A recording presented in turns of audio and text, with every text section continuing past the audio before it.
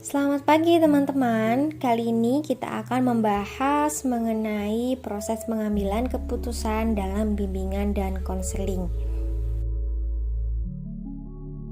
Pengambilan keputusan bukanlah hal yang mudah, namun bisa lebih mudah jika kita melakukan dan meneladani 7 tahap berikut ini. Pertama adalah refleksi diri untuk berpikir. Berpikirlah dahulu sebelum berpendapat, karena sesal kemudian tidaklah berguna. Kita perlu berlatih berhenti sejenak, memaksa diri untuk merenung sesaat, agar perilaku ceroboh dapat dicegah. Manfaat ketika kita refleksi atau berhenti sejenak untuk berpikir, yang pertama adalah saat kita refleksi, kita bisa terlebih dahulu menyortir fakta dan alternatif, serta memilih rangkaian tindakan yang efektif dan etis, sehingga peluang kita meningkatkan untuk mencapai keputusan itu baik. Yang kedua, saat kita refleksi, kita bisa berpikir, memungkinkan kita menegakkan disiplin, bertekad dengan kuat melakukan apa yang memang seharusnya dilakukan. Yang kedua, prosesnya adalah mengklarifikasi tujuan. Belum memilih, kita harus memperjelas tujuan kita. Hal-hal apa yang akan dicapai dalam jangka pendek dan jangka panjang. Tentukan tujuan mana yang paling penting. Ingat, keputusan yang berfokus hanya jangka pendek biasanya merupakan hambatan dalam mencapai tujuan jangka panjang yang lebih penting. Selanjutnya, proses yang ketiga adalah menemukan fakta. Setelah kita menentukan tujuan jangka pendek dan jangka panjang, kita harus memiliki informasi yang cukup agar tercapai keputusan yang cerdas. Bukankah kita tidak bisa mengambil keputusan yang baik jika kita tidak mengetahui fakta-faktanya? Bagaimana caranya? Untuk menemukan fakta, pertama-tama tentukan apa yang kamu ketahui dan apa yang tidak kamu ketahui. Bersiap-siaplah untuk mencari informasi tambahan dan membuktikan asumsi atau bentuk informasi lain yang kurang jelas. Tentukan apakah informasi yang diperoleh sudah lengkap dan dapat diandalkan, sehingga kamu dapat melakukan pertimbangan yang tepat sesuai dengan fakta dan kemungkinan yang ada. Selanjutnya adalah mengembangkan pilihan lain.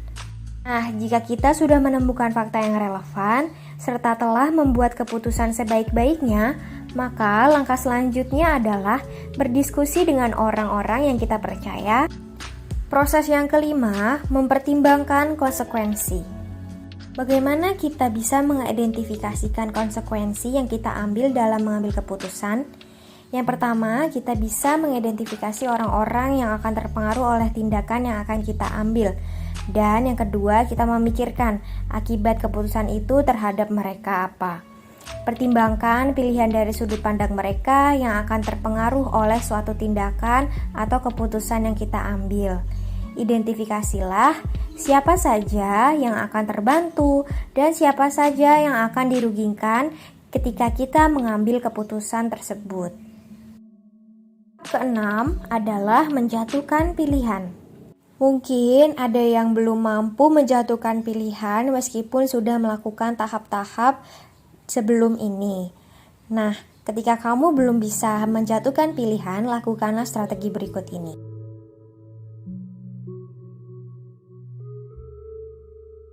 Selanjutnya, tahap terakhir adalah pengawasan dan modifikasi. Karena keputusan biasanya diambil berdasarkan informasi yang tidak sempurna dan perkiraan yang dibuat sebaik mungkin, tidak dapat dihindari apabila ada keputusan yang ternyata salah. Bahkan keputusan yang dipertimbangkan dengan hati-hati sekalipun belum tentu hasilnya sesuai dengan harapan atau keinginan kita. Nah, jika keputusan tersebut tidak efektif karena tidak membawa hasil yang kita harapkan atau malah menimbulkan akibat lain yang tidak disengaja atau disengaja, maka kita, si pengambil keputusan etis, akan mempelajari situasi ini dan mengambil keputusan baru berdasarkan situasi atau informasi terakhir yang kita alami.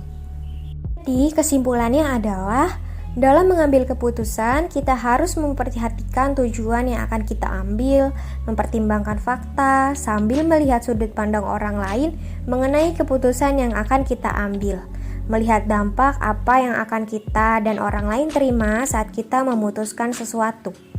Dan yang terakhir, bagaimana kita mampu memodifikasi atau merubah rencana kita ketika rencana atau keputusan yang kita ambil tidak sesuai dengan harapan. Mengambil keputusan memang terasa sulit, namun hal tersebut yang akan mendewasakan kita menjadi pribadi yang lebih baik dan lebih bijak dalam menyikapi permasalahan.